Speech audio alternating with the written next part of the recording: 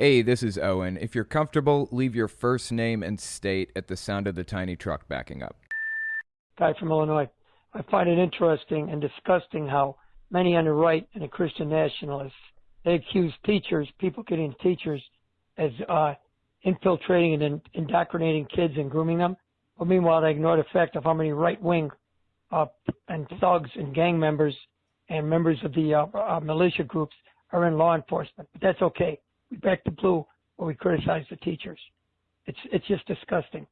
And that right wing is the ones that are going to be coming out of the woodwork, coming up underneath their rocks to cause violence, start shooting people. And the military, National Guards, and me, although I don't want to be a gun, and many other people, I don't have a gun, going to be out there fighting these guys. People are going to get killed, hurt and killed. Hopefully nobody innocent, but they're going to have to be put down because guaranteed there will be blood.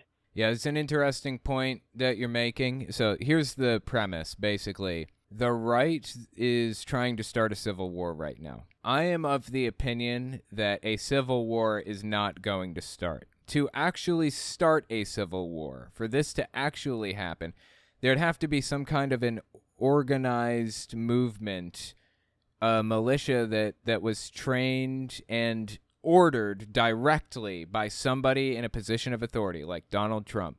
It would have to be Donald Trump ordering this army that has been trained and given weapons and armor and everything. It would have to be Trump ordering them to go out and attack a very specific target. Not just mob violence. It would have to be more than just mob violence, which is what we saw on January 6th. But here's the thing.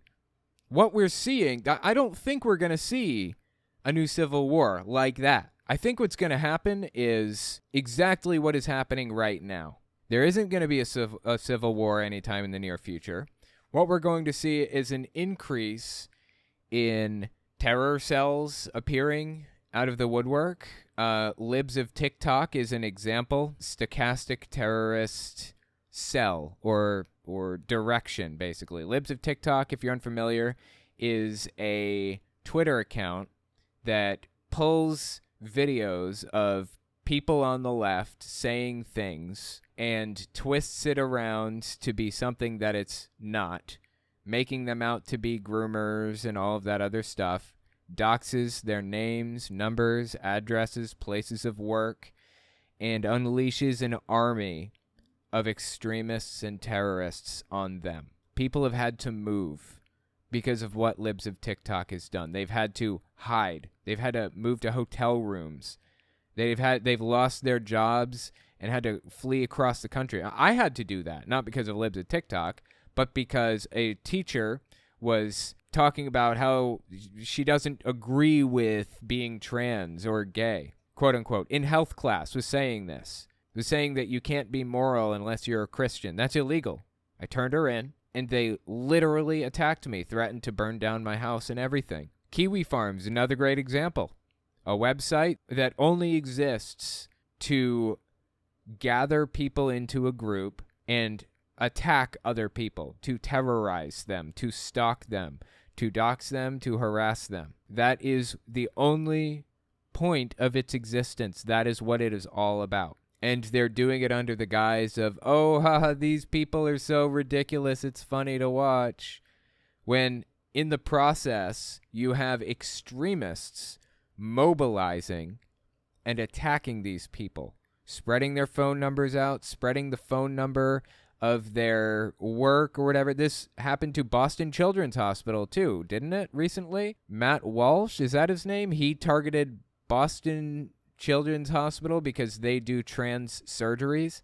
Not on children, just trans surgeries on people that are over 18 years old. But Matt Walsh and others claimed that Boston Children's Hospital does the surgeries on children, though they don't. And there was real terrorist action being taken against them. They were being targeted by terrorists, Christian nationalist terrorists, because they became the focus of Matt Walsh, of Libs of TikTok, of Kiwi Farms, of all of these other groups. So what we're going to see, and what we're seeing now, is these groups, Kiwi Farms and others, mobilizing terrorist cells against individuals that they don't like. I think over the next few years, we're not going to see a civil war. We're going to see an increase in that. No blood is being spilled except for the blood of the innocents. There is no, I mean, if the military would stand up and defend people like that, that'd be great. But they're not going to do that unless there's an actual threat to national security. Gay and trans people are being targeted right now at this very moment today by terrorist groups like Kiwi Farms and Libs of TikTok. And there's nothing anybody can do. So here's my call to action for you. Keep track of who Kiwi Farms and Libs of TikTok target and find a way to help them. Donate money to them.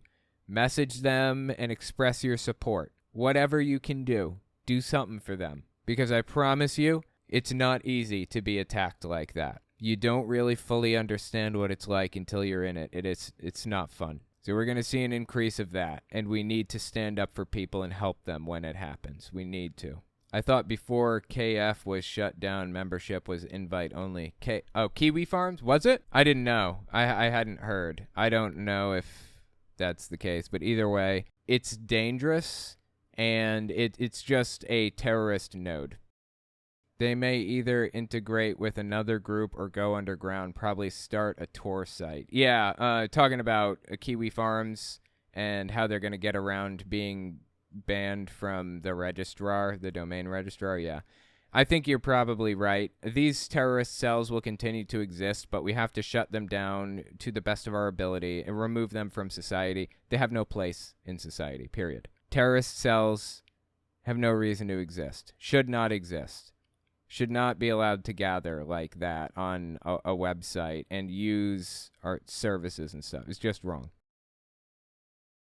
Hey, Owen, this is Jolene from Alabama. This is less of a question and more of a story time, but today at work, I came across someone that was really into the Victory Network, like the Victory Channel and Kenneth Copeland and all that. And I didn't say anything to her because I didn't want to cause any commotion at work. I didn't want to get in trouble or anything. But I was wondering, what is the best way to handle a situation like that? Because I didn't feel very, I would say, comfortable having her pray over me and all of that. So, what do you think would be the best way to handle a situation such as that? All right. Thank you, Owen. I love what you do, man. Keep it up. Yeah, I appreciate that. Wow. I didn't realize that she prayed over you until the very end there. I guess it would depend on the situation and how it played out and how organic it was or whatever else. That sounds absolutely terrible, though, to be perfectly honest. Bringing up politics or religion at work is opening yourself up to criticism. You're inviting it in. When you open that door, you're inviting that criticism in. So if she opened that door, she invited it. In my opinion, you can feel free to lay it on the line and tell her you're not interested and that you don't want to hear it anymore and all of that stuff. Just lay it on the line. If she's not being shy about this, then you don't have to be shy about it either. But be aware that there is a chance that it could end badly for either you or for her, depending on whose side your boss is on, basically. So if you don't want to risk anything at your job, just don't say anything right now. If it's less of a concern, if you think your boss wouldn't have a problem with how you're dealing with it or whatever, lay it on the line. Tell her, I don't want to hear it. This is nonsense and ridiculous, and I don't want you shoving it in my face. That would be my suggestion. Just be careful. Don't put yourself at risk. That's the most important thing. Good luck. Hi, Owen. My name is Lars, and I'm calling from Michigan. And I just had a question. Was wondering, I'd heard on one of your recent videos you mentioned how you were reading some books about denazification after World War II. And I wanted to know if you could list some of those books because I'm very curious to read them, especially if there are any of them that you would recommend the most, or any of your other favorite books in general. Yeah, I can do that. I was just pulling my phone up. Thank you for the voicemail. Let me just take a look here, see what I've got. The most recent ones that I've read about it are Exorcising Hitler by Frederick Taylor.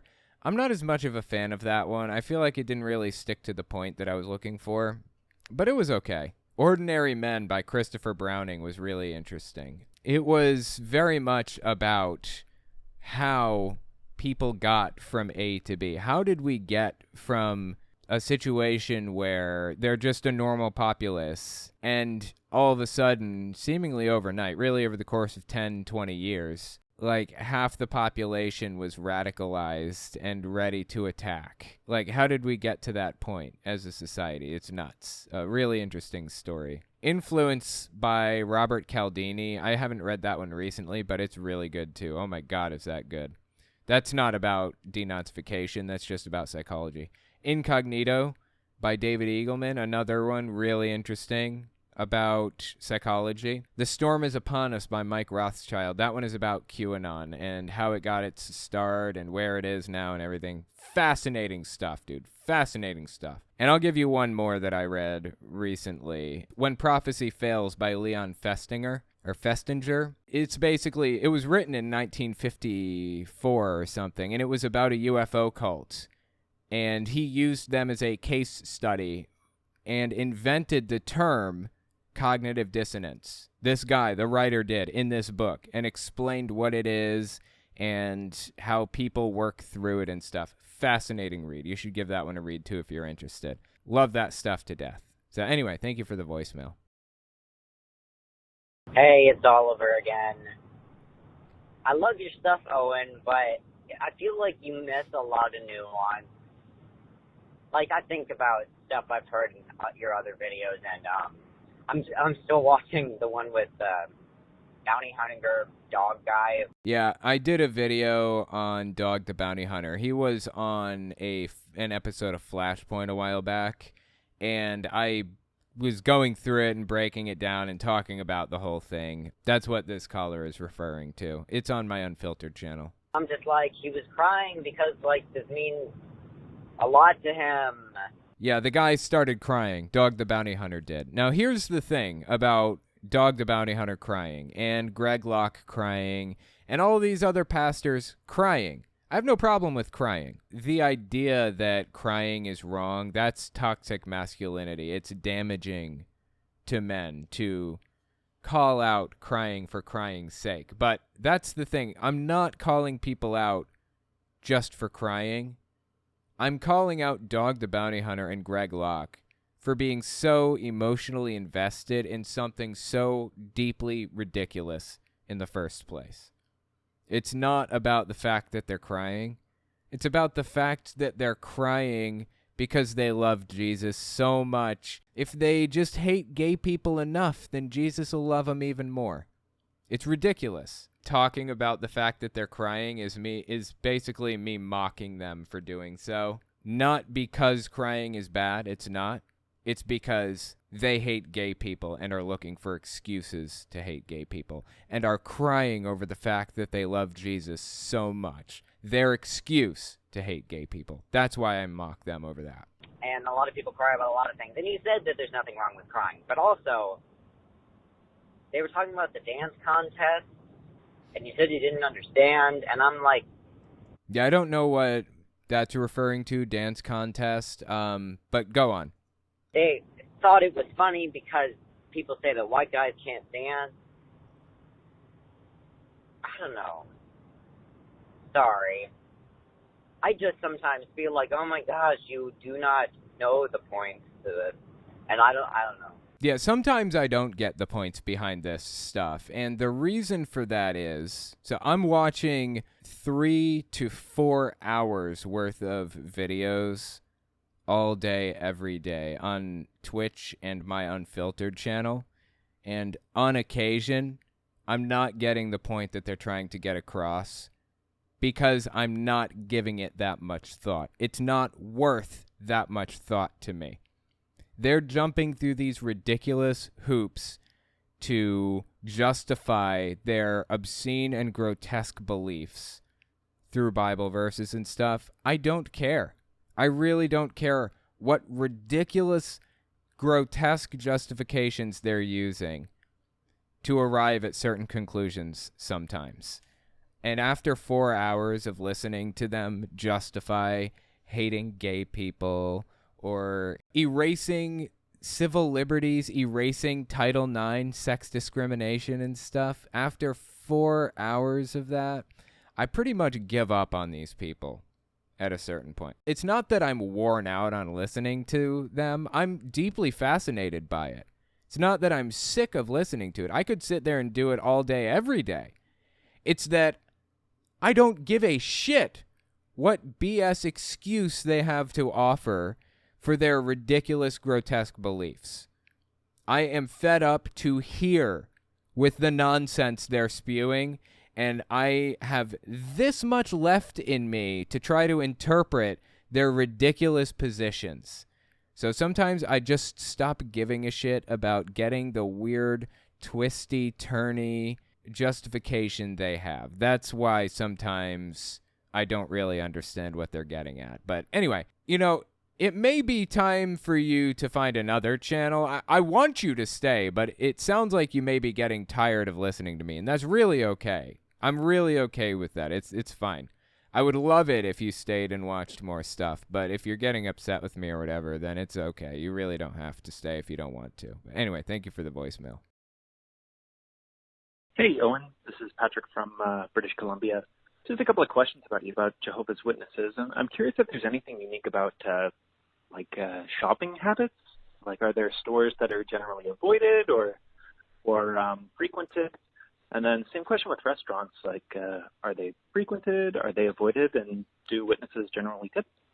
Anyway, thanks. Bye. Really interesting question, actually. I hadn't thought about that. But, when I was in high school, I was dating this girl who was a Jehovah's Witness also. She wasn't a very good Jehovah's Witness, but she identified as one.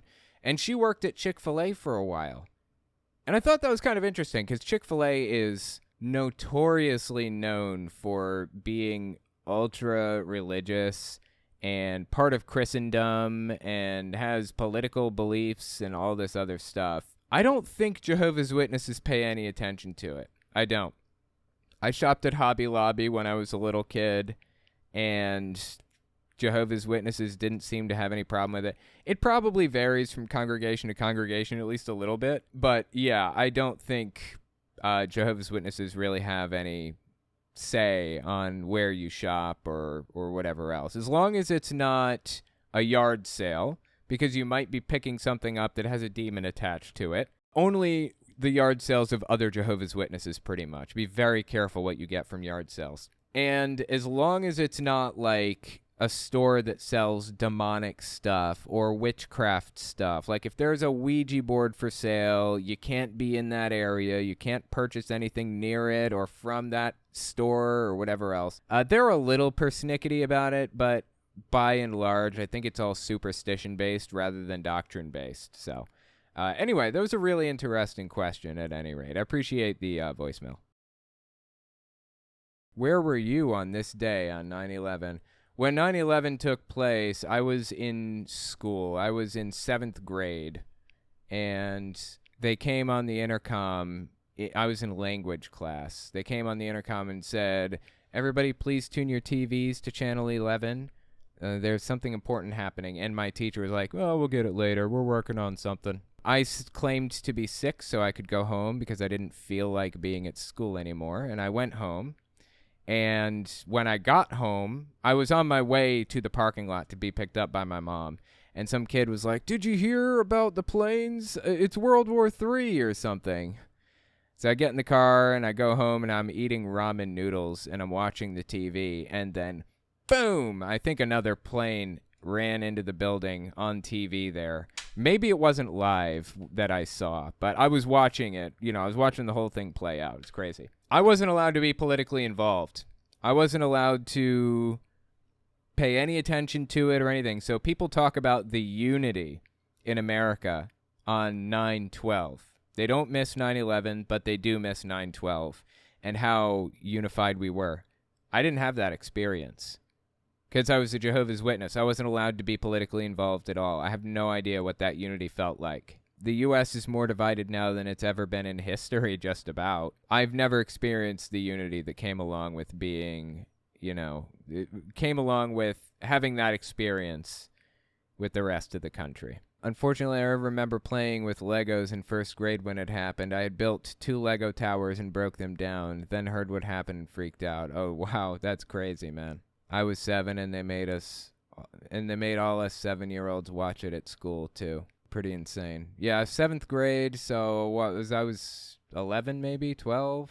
I'm not sure how old I was.